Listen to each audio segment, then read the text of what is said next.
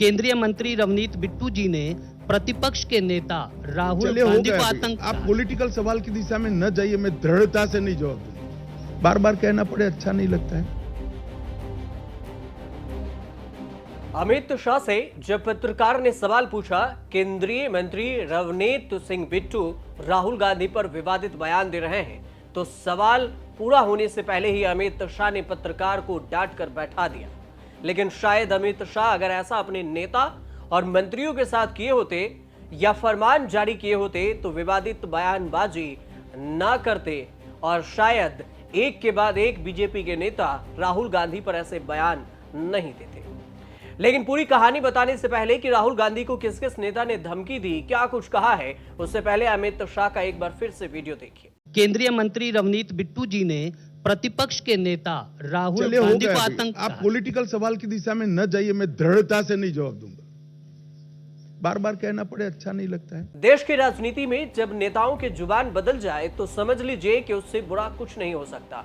भाषा लगातार गिरते राजनीतिक स्तर को मापने का एक पैमाना है और इसमें नेता का स्तर रिफ्लेक्ट होता है।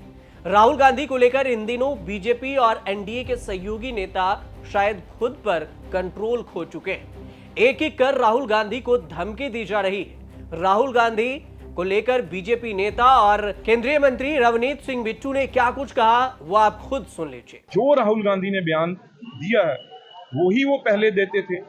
अब उन्होंने सेपरेट ग्रुप है, सबसे जो माहिर हैं बम बंदूक गोला बारूद बनाने वालों ने, उन्होंने राहुल गांधी की जो बात है उसे सराहा है और उनकी बात राहुल गांधी ने कही है। आप ये देख लीजिए, जो देश के दुश्मन जो बारूद गोली हर टाइम मारने की कोशिश करते हैं, उड़ाने की कोशिश करते हैं जहाजों को, ट्रेन को, रोड को, जब वो लोग राहुल गांधी की सपोर्ट में आ गए, आप अंदाजा लगा लीजिए राहुल गांधी खुद देश के नंबर 1 टेररिस्ट, अगर किसी को मेरी ख्याल से किस पे इनाम होना चाहिए पकड़ने के लिए, या देश का सबसे बड़ा दुश्मन जो जिसको लानना चाहिए एजेंसीज को, वो आज राहुल गांधी। कांग्रेस नेता संदीप दीक्षित ने केंद्रीय मंत्री रवनीत सिंह बिट्टू के बयान पर प्रतिक्रिया दी और उन्होंने कहा कि ऐसे लोगों पर हम सिर्फ दया ही कर सकते हैं। इतना ही नहीं, बीजेपी के इस नेता के बयान पर कांग्रेस के नेताओं ने उन्हें सलाह भी दे डाली। मेंबर ऑफ पार्लियामेंट बनाया, बिट्टू एक बच्चा था, गुरकीरत उससे काबिल था, इसको कुछ नहीं आता था। इसके बावजूद राहुल गांधी ने इसको 3 बार एमपी बनाया और आज उस राहुल गांधी को कहता है कि मैं आतंकवादी हूं।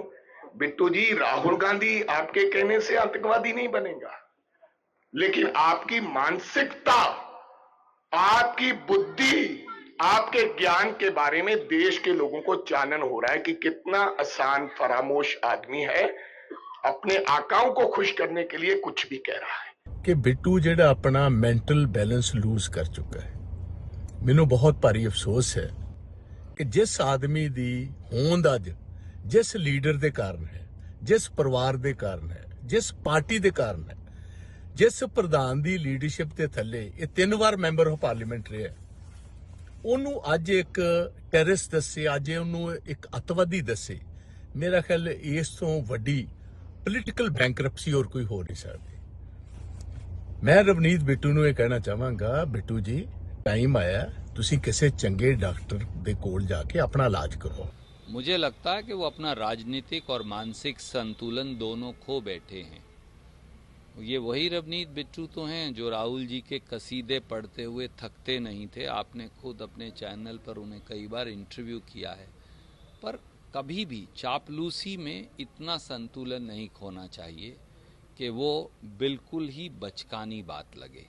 इसलिए मुझे नहीं लगता कि कांग्रेस को इस प्रकार के बेवकूफ़ाना, बचकाना और संतुलन खोई बातों पर कोई टिप्पणी करनी है। और न सिर्फ रवनीत सिंह बिट्टू ने ही बयान दिया, जबकि उनसे 2 कदम आगे निकल गए उत्तर प्रदेश सरकार में मंत्री Raghuraj Singh.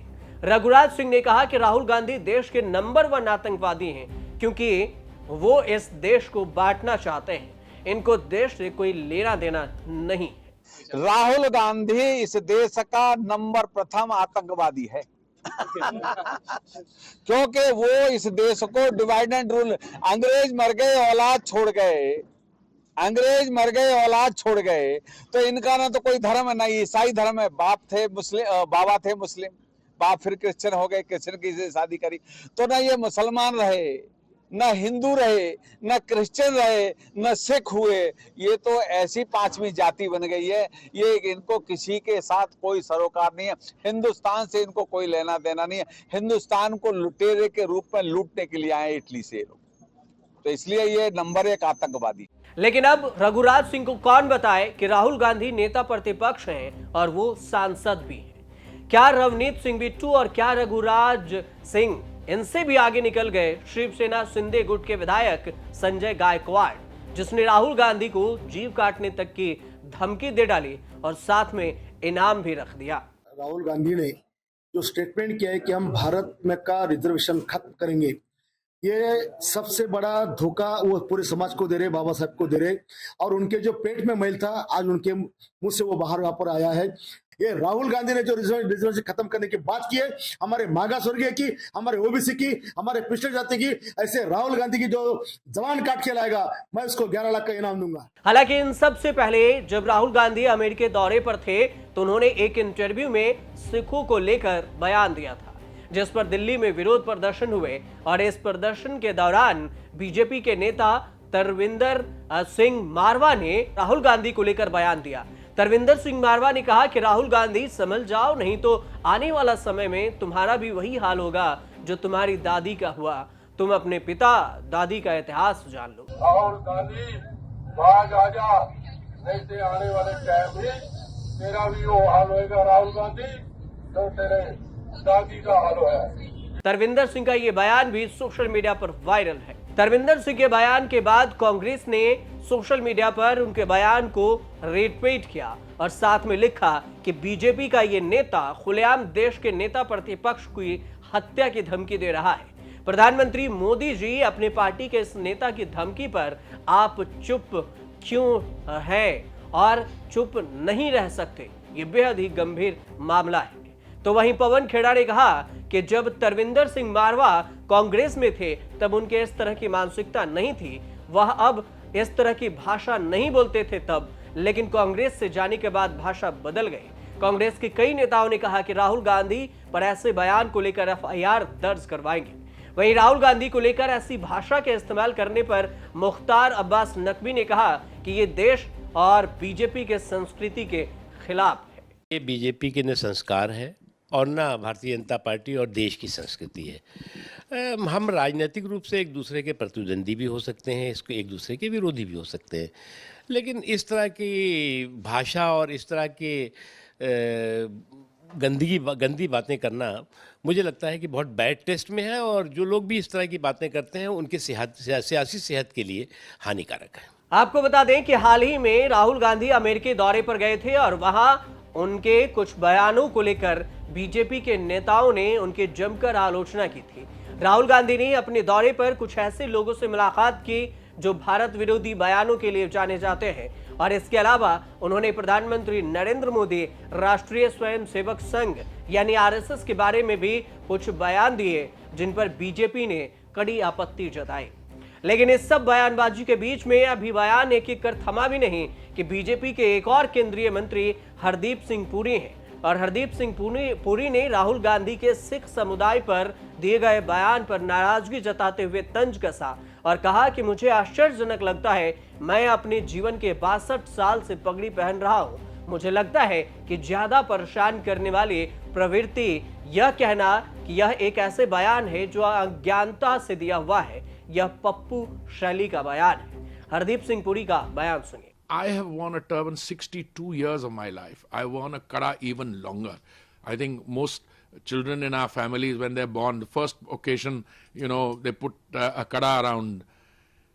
But I think the more disturbing trend is, to say that this is a statement which was made out of ignorance or it's in that genre of pappu, he doesn't know what he's talking about. I think that's wrong.